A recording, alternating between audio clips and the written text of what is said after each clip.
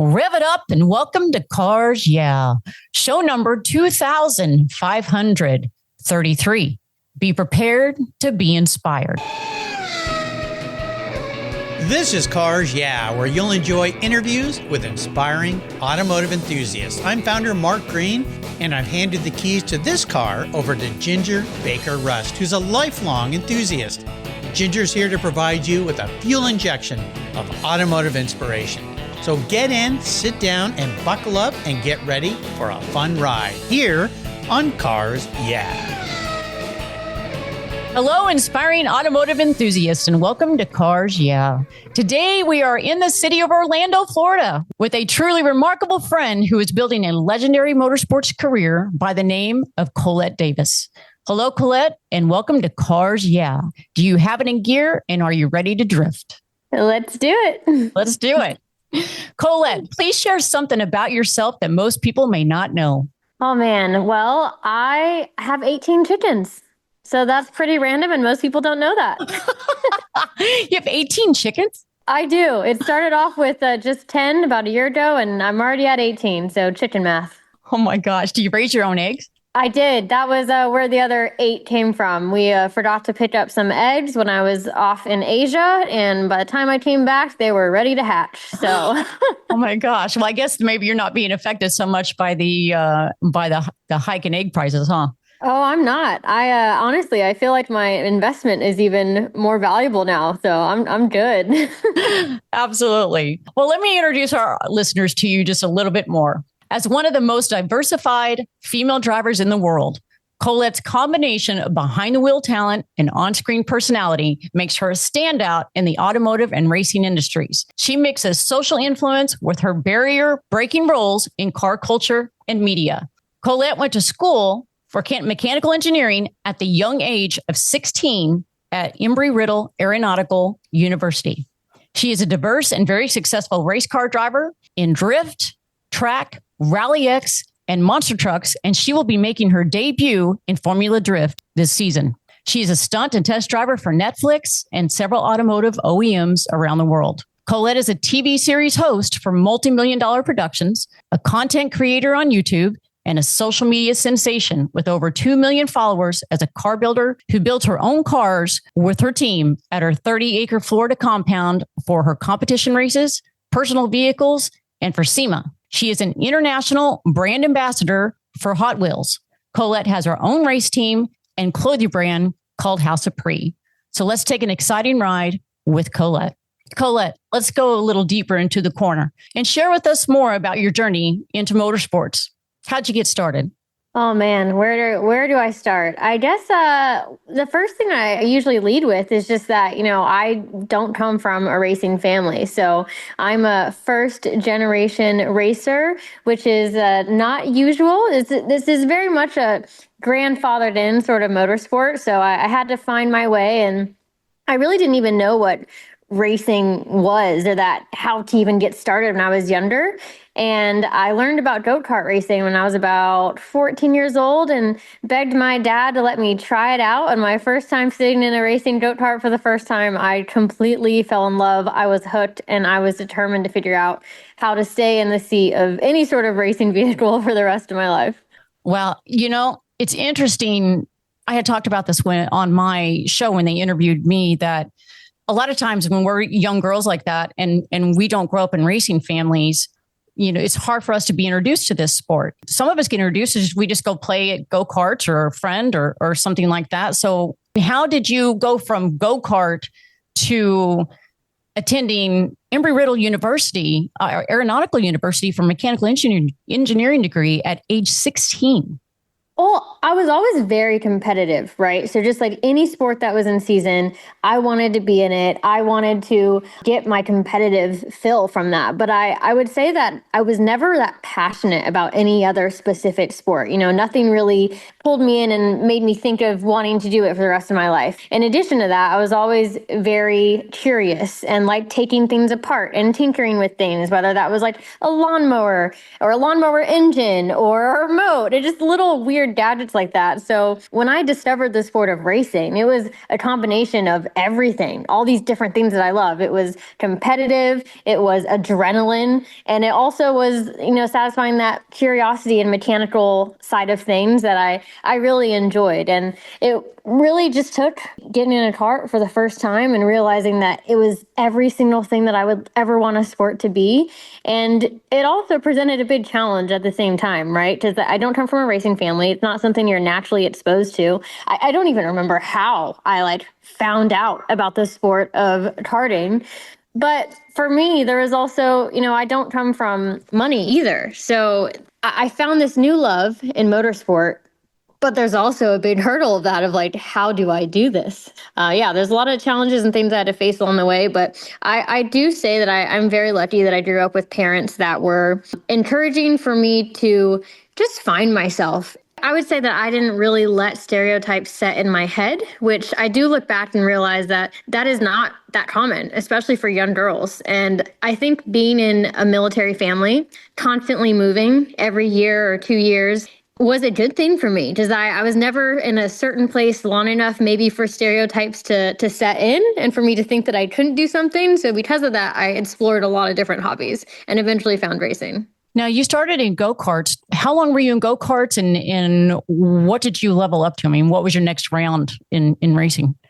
Yeah, so I started racing go-karts, by the time I'd tried it when I was younger. Some time went by, we were able to save up and get my first used racing go-kart and start competition. That was about 15 years old. And from that moment forward, I knew that I wanted to be a professional racing driver, and I had to figure it out. So at the time I lived in Colorado Springs, Fort Carson military base. And I realized that if I wanted to pursue racing, I needed to move to a place where there is more racing and more opportunity. So I did everything that I could to graduate high school early, just get out so I can get started on this mission of becoming a racing driver. So when I was 15, that next year of school, I went to regular high school. I then did a program that bused me to a local community college at the end of the day, and then went to a community college until 8 or 9 p.m. and also took online classes so that I could graduate the next year at 16. And my goal was to graduate and get a scholarship to Embry-Riddle, which I did. And that brought me to Daytona Beach, which is, a home of many forms of racing.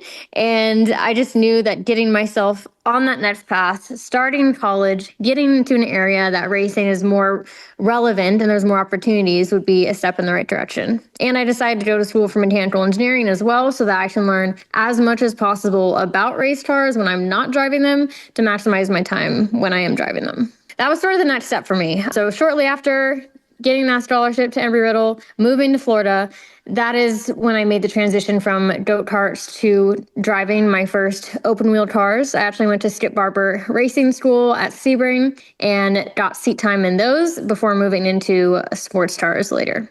Was that when you decided what your career path was going to be, or how you wanted to set your path forward? It's really funny looking back on it, because I decided right then and there when I sat in a go-kart at 15 that was my life, that's what I was going to be determined to make happen no matter what. Not coming from money, not coming from a background of a racing family with no connections. I didn't know how I was going to do it, but I was going to figure it out. And to me, graduating early, getting that scholarship to go to Embry-Riddle, to start school for mechanical engineering, getting to Florida, that was such a huge step in the right direction. And a lot of opportunities did come from that. I was one of the youngest ever mechanical engineering students at Embry-Riddle, and Embry-Riddle ended up being my first corporate sponsor. And I put together a program that basically put me in the seat of a car by Embry-Riddle sponsoring me, and it brought mechanical engineering students to the track to do hands-on experience for that field. So even at 16, I was thinking, how can I justify a sponsorship that puts me in a car at the end of the day and brings value to my partner? And my first main gig and partnership was at Embry-Riddle, my university. Oh, that's absolutely an amazing story. Collete, throughout your career, I know that there are people who were great inspirations. Would you share with us a key mentor who helped you to be successful, and who has been the most influential person in your life? Man, when it comes to mentors, I think I drew a lot of inspiration from outside of the motorsports community, ironically. I would say in terms of in the motorsports community, one of like the biggest icons for me was always Ken Block, Travis Pastrana, these people that were so successful at merging action sports, media, and marketing. Because for me, I didn't come from a family of racing or from money. So the marketing and the media and the business behind racing is what I had to fully embrace and fully figure out if I wanted to land my butt in the seat of a race car. So definitely would say that, I looked up hugely to Ken Block and his career and how he built that and was able to really find different ways to monetize the sport and bring a tremendous amount of marketing value. But outside of motorsport, which I would say I drew most of my inspiration from, would be entrepreneurs. So back in the day, I was a huge fan of Mark Cuban, and I actually emailed him and got a response back when I was 16, telling him, my first email to him was hilarious. I eventually ended up meeting him in person along with a couple other sharks, Rob Herjavec, who actually races Ferraris from Shark Tank. And my first email to Mark Cuban is just hilarious. I'm 16 and I started off with, hi, I'm 16 years old. I'm a mechanical engineering student at Embry-Riddle and I am going to be a professional driver. This is why you should invest. Like, it was a whole pitch and it was just hilarious. And he responded just saying, hey, like, I think that's awesome. But I don't really care about dreams. I care about effort and work and what you have to show for it. Action. He cares about action, not dreams, not words. And I think that stuck with me so strongly. And I was like, wow, like, you're right. So basically, since I was 16, I'd kept him updated with my career. Maybe like once or twice a year, I would check in and just, told him what I was doing, any successes that I had, any progress made. And then eventually, I think it was when I was 18 or 19 is when I ended up meeting him in person for the first time at South by Southwest in Austin, Texas. So I would definitely say I've more so looked towards successful business owners and entrepreneurs as a lot of my motivation and inspiration towards making it happen. Yeah, that's an amazing story. And for Mark Cuban to one, to respond to you, but two, to invest in you in numerous ways, and even the most valuable of being knowledge, right? Yes. Let me ask you, so many people do not understand the business of racing, and what it takes and how much work it takes and how hard it is and how dog eat dog it is. It is a very, very tough business. Could you share with us a difficult challenge, failure, obstacle that you've faced, whether in personal life or business, and tell us how you overcame that situation and what did you learn? Oh my gosh, like the amount of times that I had to pivot on this journey is insane. So, I mean, challenges, met with them every single day, still am. I think the biggest thing that has pushed me through is just tenacity and just never giving up. Like, it sounds so cliche, but if you learn to always pivot, always adapt, and never give up from a goal, like, you will eventually get there. It might not be a straight line. It might be a circle and a bunch of loops, and then you're going backwards and forwards. But like, I would say that's the biggest thing that has led me to overcome anything over the past decade plus of navigating this journey in motorsport. In the beginning, my dream and my goal was to be an IndyCar driver. Coming from goat karts, really the only female driver I even knew of or ever saw was Danica Patrick at the time.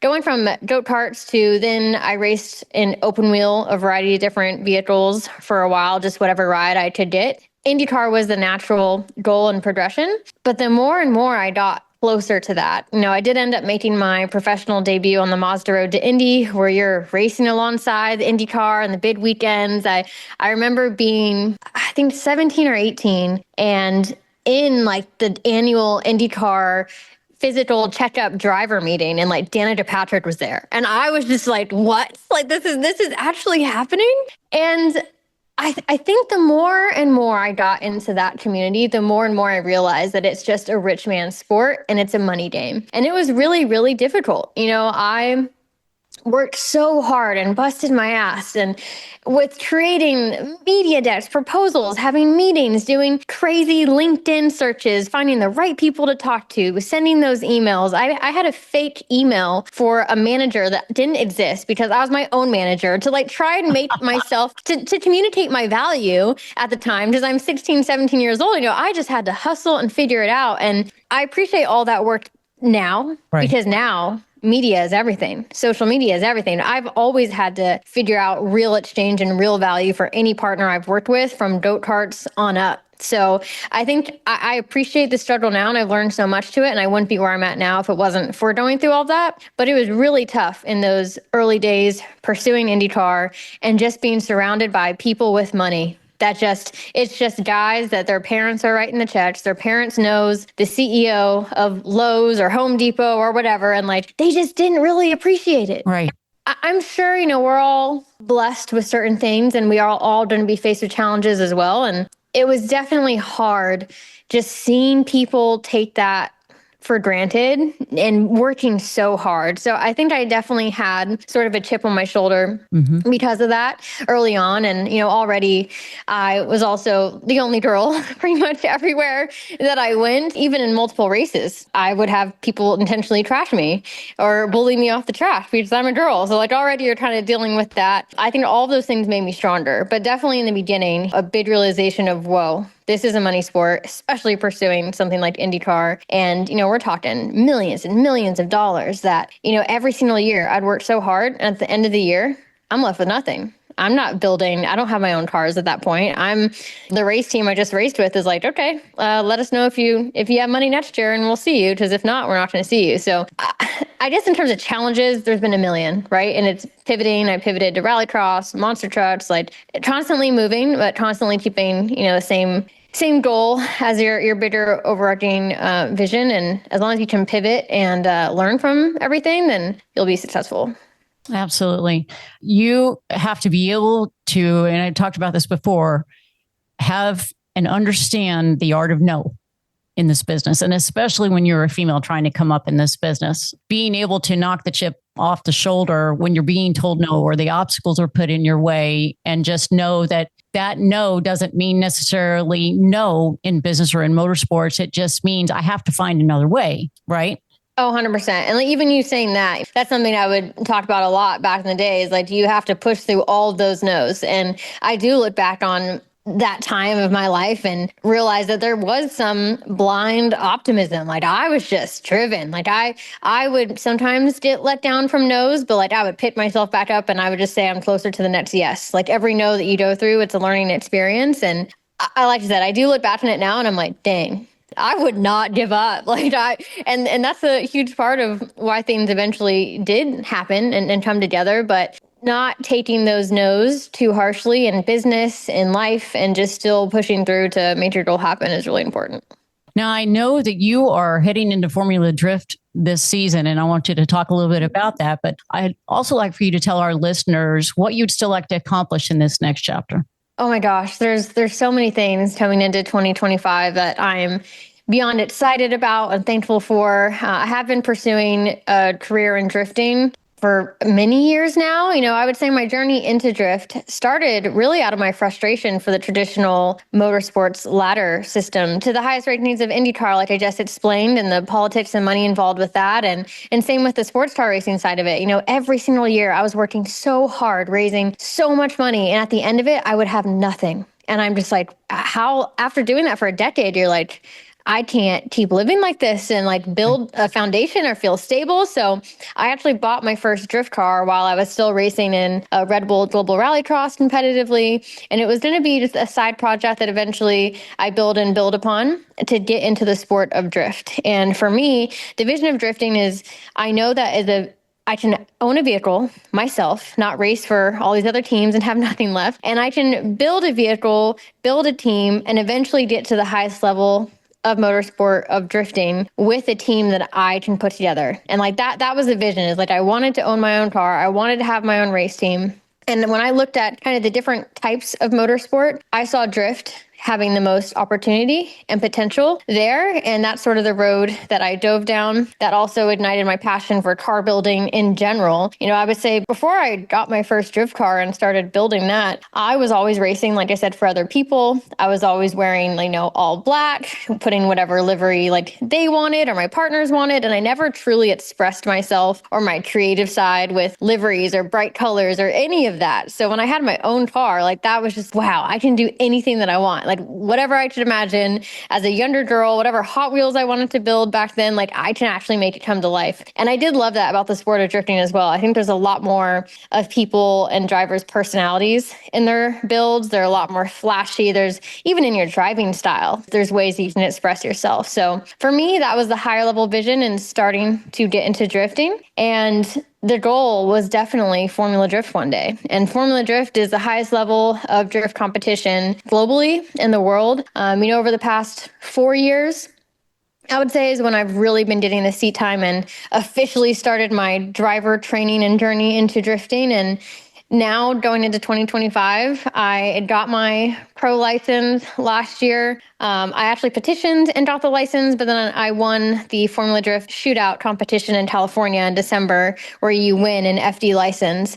And now I'm going into 2025. I'm going to make my debut in Formula Drift. I am so excited. I know it's a big season ahead of me with that. And this also happens to be the year that I have my first ever Hot Wheels diecast of my first original drift car that's coming out this same year. So that's ironic timing as well. And just a lot of moving pieces and awesome things for this year. Yeah. And I can tell the listeners, if you have not seen Collete Davis's car builds and the team and what she does and some of the amazing vehicles that she has built, you need to go look her up and you need to go follow her because you are known internationally. I mean, you travel all over the world and you are known internationally for your phenomenal car builds. If people don't know who you are, they need to know who you are. Collette spec definitely means neon and bright and bold. Yeah. So expect to see all the bright colors on my cars. And yeah, I ignited this passion for car building, since getting my first drift car as a project car many, many years ago. I think that was 8 or 9 years ago now. And something that's still always been so important to me and matters, I wouldn't say the most, but pretty close to the most to me is my actual driving. So I want to be the best in anything that I do. And I'm really focusing on that and have been the past few years to get prepared to be in a position to make my debut in Formula Drift and do well. So that's definitely something that's always meant a lot to me. I've been able to travel and compete on a global scale in drifting specifically the past couple of years and get good results and podium and win battles in drifting. And it's definitely an exciting year for this year going into Formula Drift. Absolutely. And I want to make it really clear to people too, that this isn't a woman that is on camera that just shows that maybe she's turning a wrench or she's doing this or that. And then when the camera's off, that the team behind her actually does all the work. She has an amazing team, but she actually builds the cars. She helps design them. She works on them. I mean, she gets her hands dirty. She knows what she's doing. I have mad respect for you, and I have for a long time. We've known each other for a really long time, and I have mad respect for you. Yeah, I appreciate it. And, I think being a part of the car builds is something I'm always going to want to be involved in, right? And I think I'm really fortunate to have been building out an amazing team that I know can, do every specific thing on a car better than me, right? So I want to be what is it called? A jack of all trades, right? A jack of all trades. Yeah. Yeah. And I love that, but I know that a lot of what I do is driver focused. It's as an entrepreneur running the business, starting other brands as well. And I love the creative side. I love also being involved with the builds, but it's really been game changing for me to have a team behind me to be able to help execute all this stuff at the very top level, especially around the globe. So I think having that and a great team has been crucial to my success to get here and definitely will be going forward. Let's talk a little bit about your special vehicle story. Tell us about a truly special vehicle in your life. Share a great memory or experience you had with that vehicle. Oh, man. I mean, Gosh, I mean, they're like kids, right? I was going to say you built so many. I know that. You can't have favorites, but I will say, like, so my first ever car was an RX-8. So it was a rotary powered car, and my first drift car I got was an RX-7. So when I got the RX-8, I didn't really know much about rotary engines, and I'm half Puerto Rican, and I find out later that rotaries are a very huge Puerto Rican thing. Like, it was basically in my blood, and I didn't even know what was happening when I got an RX-8 for my very first car. It was ingrained in me to just be attracted to rotary engines, and here I am all these years later, still with my rotary cars. I'm rotary swapping things into like an S15 that I have now, and we're rebuilding my 3-rotor car that's being turned into Hot Wheels diecast. Like, from a very early time when I didn't even realize what was happening, I was attracted to rotary vehicles. So now my first car was the RX-8, and it's been transformed into a Pan-Am Rocket Bunny wide body and bagged version of itself. So I still have the car, it's just a little more obnoxious, and it's neon yellow with a giant chassis mounted wing into it, and it's a pretty cool car. And I would say one of the most special ones, though, is definitely the one that we're actually building the version 2 of it right now. And that's my 3-rotor RX-7. And that's the car that's being immortalized essentially into a Hot Wheels diecast, and that's launching in about a month. And that was the first car that I got as a project car, with this goal to one day pursue drifting and car building. So, a lot of the first ever things that I did instrumental, like on a project build, were on that car. I learned how to make a cage for the first time on that car. I learned wiring for the first time on that car. I made my first custom dash, my first sunroof delete panel on that car. And there were so many highs and lows with it. That was the first ever car that I brought to SEMA, which, sometimes can be a traumatic and stressful experience leading up to it. So yeah. SEMA's tough. Yeah. Yeah. And there's so much blood, sweat, and tears underneath the paint of that car, and it's officially retiring. So for the Hot Wheels diecast, we're actually brand new chassis, doing a version 2, revitalizing the whole thing, making it better and than it ever was, and kind of taking everything that I've learned over the past decade of car building and putting it into this new chassis. But definitely that first chassis and all the lessons learned and everything that I've experienced with it will make it one of the most special cars to me, I think, forever. Well, I will absolutely be getting one of your Hot Wheels diecast. And I mean, do you know how rare? I'm trying to think of any other woman that has had a diecast car for Hot Wheels. I can't think of one right off the top of my head. I'm not sure. I'm sure there's been a few. I know there's, it's not really a woman, but there's a lot of Barbie cars. Yeah. So that's cool.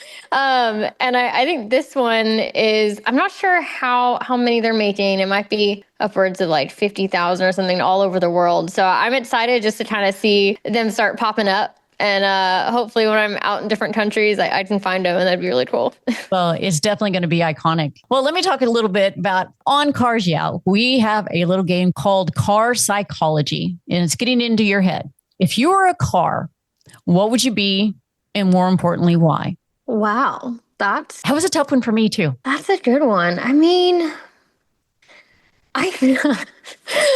these cars are worth nothing now, so I feel it's just funny that I'm comparing myself to this car. But I might be an RX-8, which even the soundbite of that might sound really bad to most people.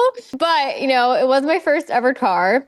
Okay, I'll clarify, and I'll say that I might be an R3 RX-8. So that was the last version of the RX-8 that had all the engine issues fixed, so they were more reliable. But it's a unique sports car. It has some great power to weight ratio, amazing chassis, but she's a little spicy with the rotary engine. Not everyone can understand it fully. There is some magic of the Doritos that make power, and they're small, right? Tiny, but can pack a punch. Yeah. So I might be an RX-8. You can dress them up. You can dress them down, you can drift them, you can track them. I think they're a great track car, but not everyone likes them. So I think I should stop talking about the car. But yeah, I might be an RX-8. Well, you are definitely unique, and I love that. That's what I love about you. You are definitely spicy and definitely bold, like a bold Dorito. Exactly.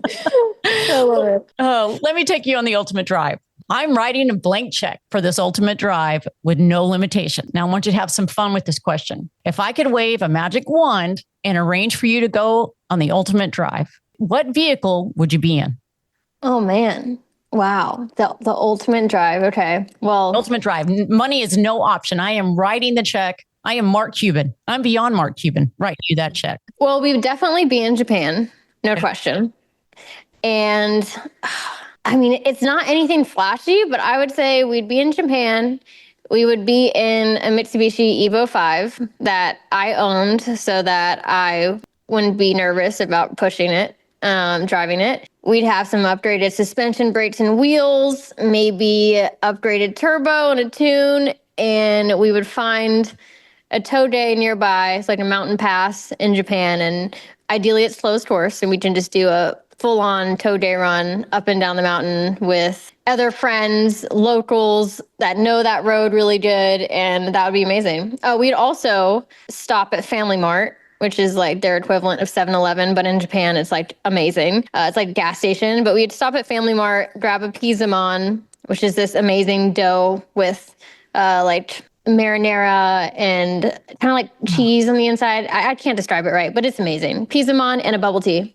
And then we go back to the tow day on the mountain. You keep saying we, so whom would it be with? I mean, okay, in that scenario, it would just be so cool to do that with friends in a variety of JDM cars, just on a mountain in Japan. It'd be like peaceful, probably April, springtime, cherry blossoms, and I would probably equally enjoy the same experience replacing the Evo 5 with like a drift spec JZX 100. So that's a Toyota JZX 100. My drift car in Japan is that car, but it's a four-door, like it's comfy. Actually, the Evo is too, but it's comfy.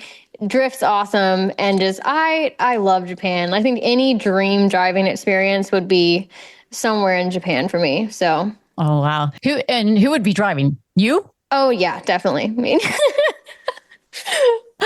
Definitely. There is a Japanese bread that someone very special in my life makes, and it's called onpan. And if you haven't had it, I'll have to get you some. Oh, I'd love that. I wish I could live over there. Like if I could teleport everything here, like my shop, family, friends, and just be in Japan, I would in a heartbeat. So I always try and go there like a few times a year. And last year I was able to be there for like 2 weeks in a row, which was amazing. But for me, I think a lot of my car inspiration and wild colors and all of that is very much inspired from Japanese car culture, the Japanese like early street drifting tow day days. And I love that over there, all that stuff is so much more normal. The bright colors, the neon, the crazy Boso exhaust, like it's so cool and expressive. And, I'm definitely more of a JDM car girl too. So, and you mentioned your shop. You mentioned it a little bit in the beginning of the show that you have a 30-acre compound. Tell me a little bit about that. Yeah, so my boyfriend, Adam LZ, we have the LZ compound, and we randomly found this property, like looking at land at one point when during the time of the world shut down, properties were just getting really hard to find around the Florida area for a shop. And we're looking at land one day and zoomed in and literally found this compound that was formerly owned by a car collector that was fully restoring 50s, 60s, 70s cars here and had a race team on this property, and they were all personal. So it was the dream property. It has like 20 different buildings, lifts for 200 plus cars, professional paint booth, like multiple houses. And we just looked at these photos like this would be the dream, right? Like it was listed for a lot. It was never going to happen. And we shot him a message anyway. The guy gave us a tour of the place and said all the things you normally wouldn't say if you're showing a place and wanted a decent value of it. Like, oh, no one wants this. We haven't had an offer in 5 years. And ended up kind of like lowballing them and essentially got very near that low amount. And the dream actually turned into reality, which was something we didn't expect. And now fast forward almost 3 years later, it's the LZ compound. It's been fully built out now with multiple race shops, Drift HQ, which is a car parts company. My shop, Collete Racing. I run House of Pre out of here as well. Adam has his whole team and LZMFG race team here. And it's pretty crazy. It also kind of serves as a test racetrack for us too. So we added concrete, and there's a full like racing track here that we drift. We have friends over that come drift as well. And we have a dyno here now. I learned how to paint cars with our professional paint booth that was here. So literally every step of the car building process we can now fully do on this property, from chassis up, talking powder coating, paint, building the engine. We have drift parts here as well. We have the dyno, body work as well. It's a dream come true. That is the dream property. Yeah, we got very lucky. So well, and I know you've invited me down there, and I'm coming soon, and I really look forward to it. I really do. We'll do some drift ride-alongs. I think that'll be a lot. I think that'll be a really, really fun. I know that you've talked about the support that you had and how you've had to fight for it, but I also know that you've been really wonderful at helping others and giving back. What are some of the ways that you've helped others and given back? And this could be in your life or career field. Yeah, I think for me, something that I didn't necessarily know there's a big need for was, at the time, there's a big need for just inspiring women to be interested in cars and really just STEM in general. So, I've mentioned before, growing up in a military family, constantly moving, that's something that I think maybe didn't let stereotype set in for me when I was younger. And I never really had a vision of things I couldn't be in my head. And I think that's why I just tried things. I tried different sports. Eventually I found racing and I fell in love, and I was determined to make it happen. But I realized that culturally, there's a majority of young girls that look at certain career paths or career fields and think that they just don't even stand a chance. They can't even see themselves there. So, since I was 16, 17, I did a lot of work around STEM and, going to middle schools and talking to girls there and doing different activities or campaigns specifically targeting younger girls to just show them hey, this is what I'm doing. You can totally do it too. Or you can do other things in the motorsports field, whether it's designing liveries or being an engineer. There's so many things around motorsports and STEM in general that I realized from the amount of comments that I would get and the feedback that not everyone thinks like me and didn't think like me as a younger girl. And they really think that they couldn't be these things. So that became really important to me earlier on, kind of just seeing that is a really big issue. Mm-hmm. And, I think in addition to just supporting and wanting to promote women in STEM and involved in the car community or motorsports in general, another thing that's really, really close to my heart would be just supporting the military. So I really want to be involved with different military charities, give back to them anytime that I can. And I've worked a lot with the Wounded Warriors Foundation that's local here in Florida. I've done some things with the Boots campaign. And, for me, being a military kid or a military brat is what we usually call it, is something that, that's a big part of who I am. And anything I can do for military, and I'm hoping to do more. Well, and as a military mom of two servicemen, I really appreciate that very much. And I'm very grateful for your support of that. Yeah, well, thank you for their service as well. Well, thank you. So let's talk about a great book you've read, an article or something you've watched that you believe others can learn from. So I hate saying this, but I don't really read. And I recently, maybe 2 months ago, found out that there's a connection of maybe why I don't read. It's because I have something called aphantasia, which is a complete tangent, and we can talk about that. But I do a lot of podcasts lately, and I would say the best podcast I could recommend that's not motorsports or car specific would be Diary of a CEO. I think the guests that he brings on, the wide variety of topics, you're just always learning something, whether it's business related or health related, AI. He just brings world-renowned experts in all these amazing and sometimes random fields that impact your life. And I definitely draw a lot of inspiration from that. And he has a lot of really interesting people and entrepreneurs, people in national intelligence. And it's always a really good conversation and worth time being spent into it to learn. You're absolutely right. I think everybody should view that. Yeah. Well, let's drift around that last little corner and give our listeners a final parting words of wisdom and maybe some advice about life or business. Do you have a favorite quote or mantra that has meaning to you? I think the biggest message that I would want to tell people is to just do it.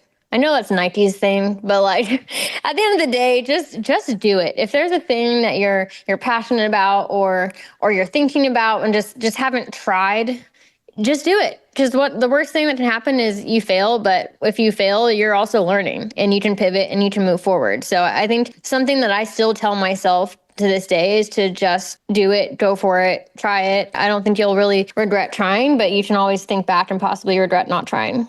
Absolutely. My favorite quote is success is only one step further than failure.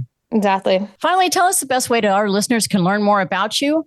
I mean, I'm all over the internet as Collete Davis. So on Instagram at Collete Davis, YouTube at Collete Davis, Twitter, I just X now, and Facebook, just, Collete Davis, and that's Collete. And House of Pre is my streetwear and merch brand as well. That's great. Listeners, you can find links to everything we've talked about here today at carsyeah.com on the Collete Davis link on the notes page. Collete, I want to thank you for being so generous with your time and sharing your experience with our listeners. You know, you one of my favorite of all time, and I am so excited about your future. And I just want to thank you for taking the time to going along with me on this adventure and my new adventure and this journey. Thank you. This was fun. On that note, until we talk again, I will see you down the road.